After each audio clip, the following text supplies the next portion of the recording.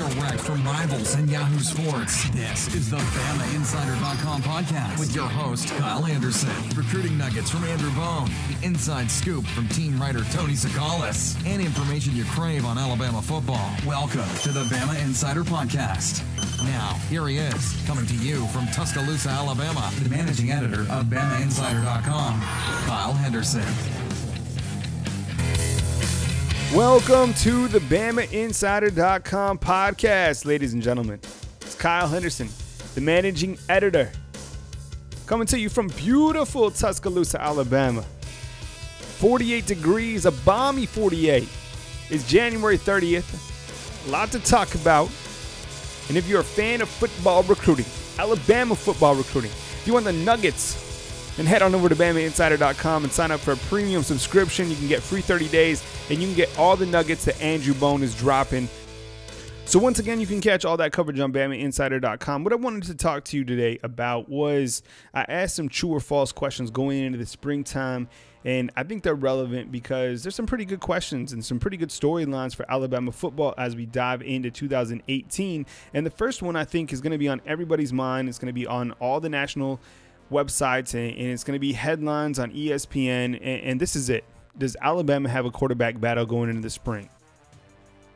Now, you're probably going to say no, right? It's Tua Tagovailoa, the freshman who led Alabama to a national championship, now a sophomore, the lefty phenom out of Hawaii, and maybe it is, right? I mean, it's a great story. I mean, what Tua did was spectacular. I'll never forget it, being my first national championship that I've ever seen. That was spectacular. The greatest ending to a football game I've ever seen. There you go. But on the flip side, Alabama also has Jalen Hurts, who will be a junior at Alabama, and he started every single game since his freshman season at Alabama. Now, granted, he didn't play his best football towards the end of the season, but his leadership and his execution through the last two seasons have been pretty good. Now, I think what's going to happen is there's going to be a quarterback battle. I know that's not going to be popular because Tua, he brought home the national championship. But Jalen really led this team throughout the season last year. So I'm eager to see the quarterback battle. In my opinion, there's going to be a battle. I mean, right now, just probably like everybody else, I mean, it's Tua's job to lose. And I think it'll be interesting to see how Jalen can handle that as a person. And I think that would be a growing experience. I really don't want to see a two-platoon quarterback system. Those never work out. Those are terrible. I think the best should play, as Nick Saban has always said. And it's going to be quite interesting to see how Mike Locksley, the new offensive coordinator, deals with this going into the 2018 season. So, first question, will Alabama have a quarterback battle going into the spring? I think the question is yes. Right now, you got to have Tua as the number one spot, but Jalen not far behind because Jalen has so much experience from the past two seasons. A ton more experience than Tua has. Now, who's a better quarterback? We're about to figure that out. Second question, and all this conversation is back inside the Talk of Champions forum on BamaInsider.com. The second question is, will Damien Harris hit the 1,200-yard mark in 2018? I asked that question because Alabama still has a stable full of high-caliber running backs going into the 2018 season, and I thought that Harris would leave after his junior season, and I'm glad he didn't. But I think everybody thought that Damien Harris was going to leave and going to head into the NFL draft. I think Damien Harris would have been an NFL lock this coming year. But as Saban said during his Senior Bowl conversation, a lot of these juniors are leaving a little bit too early. And once they leave, once you declare to go into NFL, there's no swimming back to college for eligibility. You're done. So it's a big gamble, and I'm glad to see a player and a person like Damien Harris coming back to Alabama. From what I gather, he really loves the university experience. He loves Tuscaloosa, and he's a great representative of the program, and I'm eager to see him speak at SEC Media Days and throughout the spring. And be one of Alabama's senior representatives, because I think he's really going to be a great spokesperson for this university, and he's a high caliber running back. I mean, he should be, the top 5 running back for this next year's NFL draft class, which will be in 2019. I think he's got a ton of upside because he brings speed, power, agility, everything that you want in a running back. But also, Alabama has guys like Joshua Jacobs, who is probably going to be slotted as the starter if he didn't return. You have Najee Harris, who could be Alabama's next great running back. He's only going to be a sophomore. And you also have Brian Robinson right out of Hillcrest in Tuscaloosa, Alabama, and people don't talk about him enough. I mean, he's very similar to Najee in terms of he's a big running back. He's got good bulk on him, but he's also somebody who can make a shake, turn it upfield, get vertical, and he's a playmaker. So Alabama has a ton of running backs for 2018, and don't forget about Jerome Ford, another local product who will be among the Alabama backfield in 2018. Next question I asked, who's the better wide receiver, Henry Ruggs or DeVonta Smith? Now, DeVonta Smith caught the game winner in the national title game from Tua Tagovailoa. We saw flashes of him last season, 8 receptions for 160 yards. Or is it a Henry Ruggs, another freshman out of Montgomery, Alabama, 12 receptions, 229 yards, 6 touchdowns. Remember there was that stretch that Henry Ruggs had where he caught 5 receptions and they were all touchdowns? I've never seen anything like that. I think they're both phenomenal. It's going to be pretty incredible to see 3 freshman wide receivers for Alabama set up to open the season. That would be Jerry Jeudy on the outside, Henry Ruggs in the inside or on the other side opposed to him, and then you're going to have DeVonta Smith wherever he lines up. Those are 3 now sophomores for Alabama that have experience, and they're all going to contribute. Don't forget about Terrell Shavers. I don't know who's better between Henry Ruggs and DeVonta Smith. I guess if I had to choose, I'd probably go with Henry Ruggs. Just because he's shown that playmaking ability. And there was a touchdown that he caught during the season against Tennessee where his speed was world class. I mean, it was pretty incredible to see just how fast Henry Ruggs is. I don't even know if we've really seen his top end speed quite yet. So Henry Ruggs, certainly a guy to watch for the 2018 season. Same with DeVonta and same with Jerry Jeudy. I think Jerry Jeudy is probably everybody's fan favorite, and I think Jerry Jeudy's best is yet to come, and I think he's about to really turn things up. You had Amari Cooper, you had Julio Jones, you have Calvin Ridley, and I think the lineage is going to continue with Jerry Jeudy, and you're going to see big things from him starting in 2018 and moving forward because the kid has it all. We'll keep it going on BamaInsider.com. You're listening to the BamaInsider.com podcast, bringing down some true or false questions for the 2018 season. My name is Kyle Henderson. You can reach me at kyle@BamaInsider.com, or you can just find me on the website. That's where I live. I live on the Talk of Champions forum, and I love that. I love being there. I love mixing with our subscribers, going back and forth, kicking the ball around, and it's always a good time. So head on over. You can get a free 30-day trial. Any of our stories, look for the top link that says free 30 days to BamaInsider.com. I asked this question as well. Is Ross Pierschbacher going to be the second best lineman for Alabama in 2018, with the first being Quinnen Williams? I would probably say false. I mean, don't get me wrong. Ross Pierschbacher is an excellent lineman. I think he brings a lot of experience, but you have some young pups coming through the pipes in Alabama, guys like Alex Leatherwood, who we saw flashes of during the national title game. He really stepped up, and I think he's going to be a phenomenal lineman for 2018. And then you also have another guy like Jedrick Wills, who I think is really hungry, really eager to step up, get inside the trenches and prove that he's one of the best in the nation. And I think he's coming. I mean, we saw him start a few times last season, and that was as a true freshman. I mean, so many guys that were freshmen, true freshmen at Alabama played. Alex Leatherwood, Jedrick Wills, 2 guys certainly to watch on the offensive side of the football up front with the big boys. Quinnen Williams Is he a sleeper defensive lineman for 2018?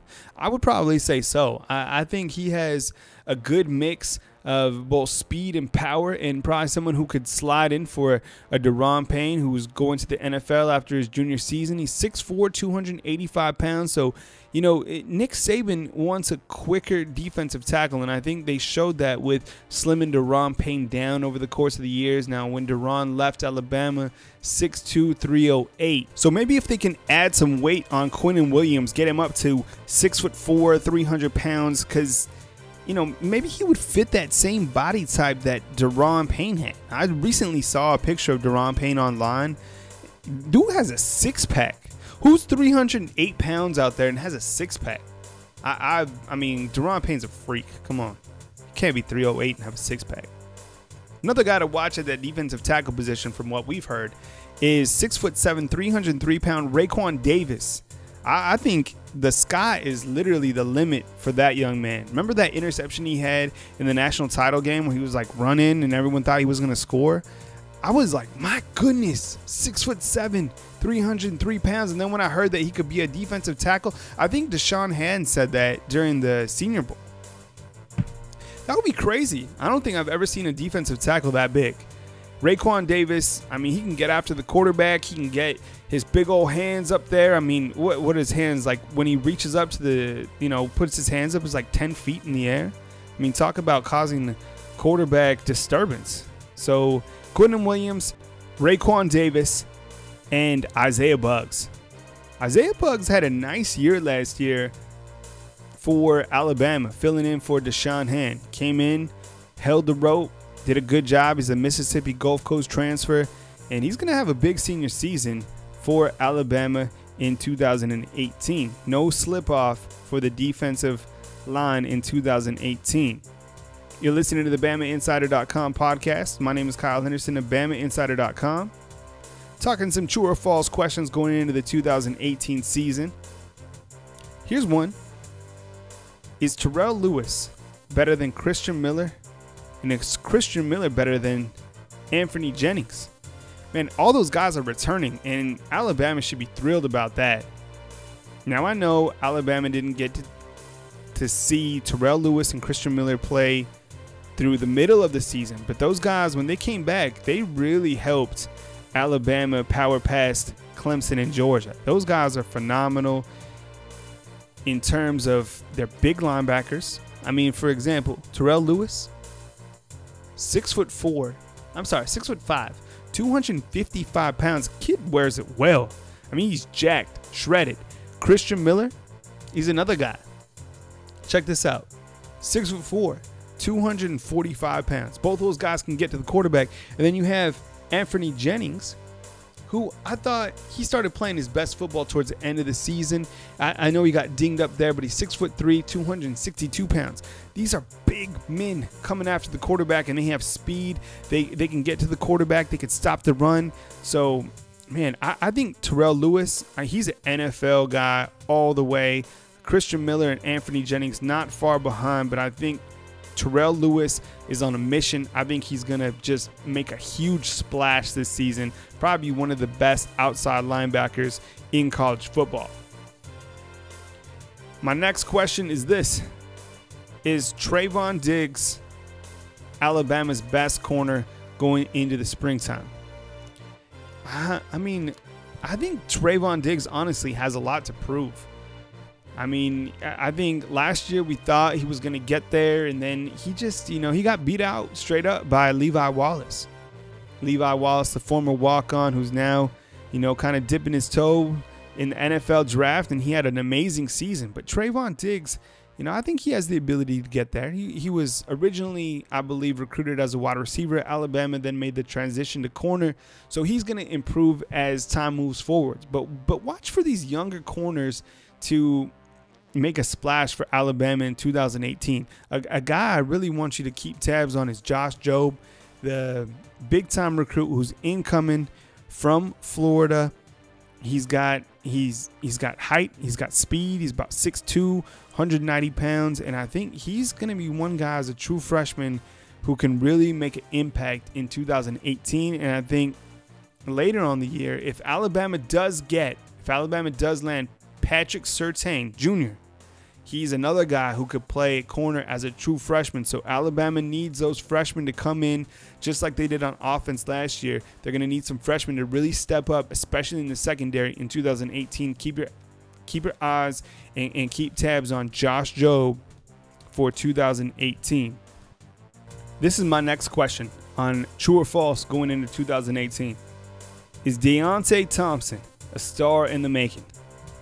I personally have my hand up in the air saying absolutely. The 6'2", close to 200-pound prospect out of Orange, Texas, made some plays in the later part of the season that I was a big fan of. Showed great athleticism. Now, Hootie Jones, he was a phenomenal player, and I loved Hootie Jones' ability to make the open field tackle. And I'm curious to see if Deionte Thompson can make those same plays when in one-on-one open field tackle situations. But Thompson has an ability to make the play in the air, go up and knock the football down. And though he's young, he showed signs to me that he can be a playmaker and a ball-hawking safety for Alabama in 2018. So is he a star in the making? Absolutely. Here's a question I have. Another one. I have two more questions for you going into 2018. The kicking game for Alabama, is it going to take a step backward? I think absolutely when you look at the punting game. I mean, losing J.K. Scott, you're just not going to replace a guy like him. One of the best punters, if not the best punter I've ever seen in college football. He leaves. The punting game is going to take a step backward. Now, for the kicking game, Andy Papanastis, he kind of got the job done. I mean, yeah, he did, I guess. But is Alabama going to take a step up in the kicking game in that regard? I would probably say so. Now, yesterday, if you missed it on BamaInsider.com, Alabama landed a graduate transfer. His name is Austin Jones, former kicker at Temple. And we'll have to see how he does. Now, the good news for Alabama is they have a new special teams and tight ends coach in Jeff Banks, special teams guru. So it'll be interesting to see if Jeff Banks can elevate the kicking game and work with this graduate transfer in Austin Jones. Final question for my true or false going into 2018. Is Mike Locksley a better hire than Brian Daboll? I guess that's hard to answer, right? I mean, the season hasn't even started. Mike Locksley just got the offensive coordinator gig. But Brian Daboll, I mean, he held the fort down. I mean, Alabama did their thing on offense, and Mike Locksley, he's got some big shoes to fill in that regard. But I also love the fact that Mike Locksley has so much coaching experience, and he's been guided and mentored under Nick Saban. Nick Saban wouldn't put the offensive coordinator title in his hands if he didn't think that Locksley could do the job. Locksley had a great rapport with the wide receivers, has worked his way up, has been a head coach before, has been one of the top offensive coordinators in the Big Ten. He was also the offensive coordinator at Maryland for a short time. He's got the experience, and the guys are going to rally around him. And it'll be interesting to see what Locksley does with this potent offense. I mean, it's almost a lock-and-play offense. I mean, you have so much talent coming back to the 2018 season. I think you just lock, you load, you put the right guys in place, you have the best players play, and you're going to be successful. You have fun? I know I did. It's never too early to talk Alabama football on the BamaInsider.com podcast. Now is a perfect time to sign up for a premium subscription. Next Wednesday is signing day 2.0. We got Andrew Bone. He's going to be bringing it every single day. We got him working overtime to bring you those recruiting nuggets. Alabama still well in the mix to sign one of the top recruiting classes in the nation, and you can follow it all on BamaInsider.com. Look for any of our free 30-day trials at the top of our stories. Sign up. Let us earn your business. Let us earn that subscription. If you have any questions signing up or any questions about the website, you can email me. My name is Kyle Henderson. Email is kyle@BamaInsider.com. I'm here to serve. I don't sleep often. I love to work. I want to make sure that you're getting the best experience on Rivals.com through the Alabama Rivals site, BamaInsider.com. from Tuscaloosa, Alabama. This is the BamaInsider.com podcast. Have a great rest of your week. Make it a productive one. And we'll catch you soon on BamaInsider.com.